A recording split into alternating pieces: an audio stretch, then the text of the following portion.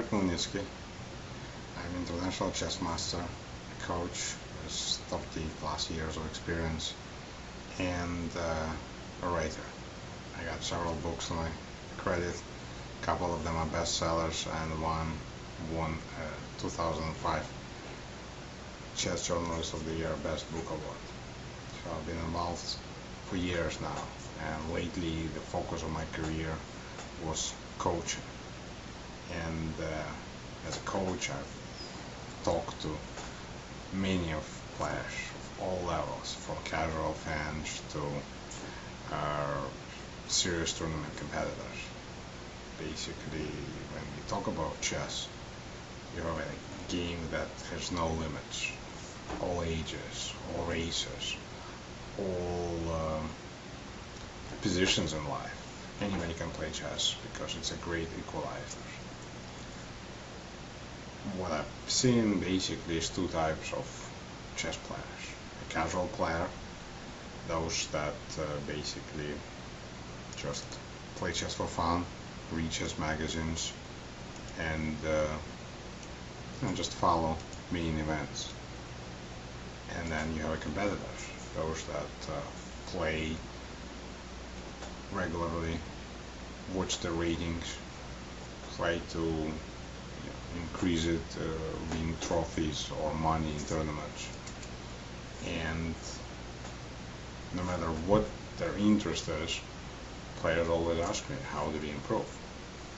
So from answering this question so many times, I figured it would be easy just to lay out a presentation where most of my ideas could be right in front of you. So basically what you see here is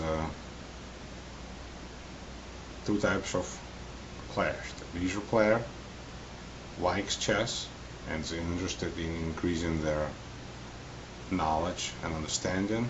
So you see a line here. And to some extent may or may not be interested in improving their practical skills, such as decision making, time management, etc. On the other side, you have a competitor, somebody who needs to increase their knowledge and understanding, but also is very much need to be able to apply all their knowledge properly. One without the other will not let them accomplish what they're trying to do.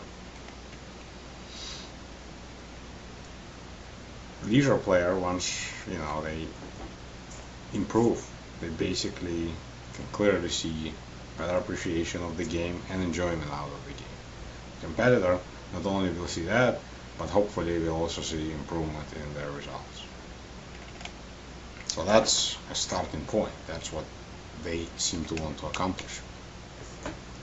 How you do that?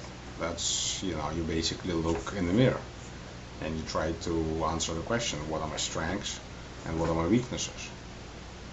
And that then design a training regimen. So to do that, to design the training regimen, you need to do the complete self-assessment, then come up with some assignments and implement them, and in time reassess the situation.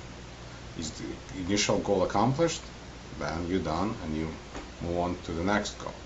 If not, then you come up with some new assignments, you implement them and check it again.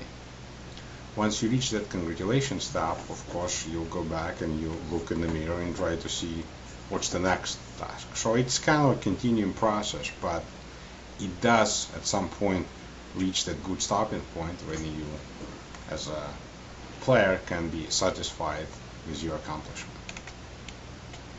Of all these steps, there are so many books and tools that can help you improve, that I think that the critical step is, the most critical one, is that initial assessment. Alright?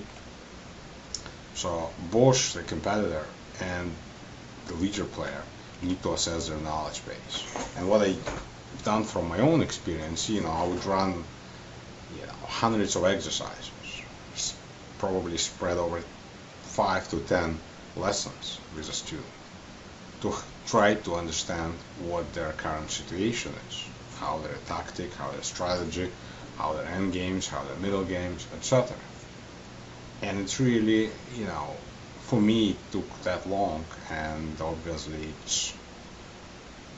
it was really cost challenging for my students and people who can't afford a coach or who don't have access to a quality coach. They cannot even get it, that input from the outside.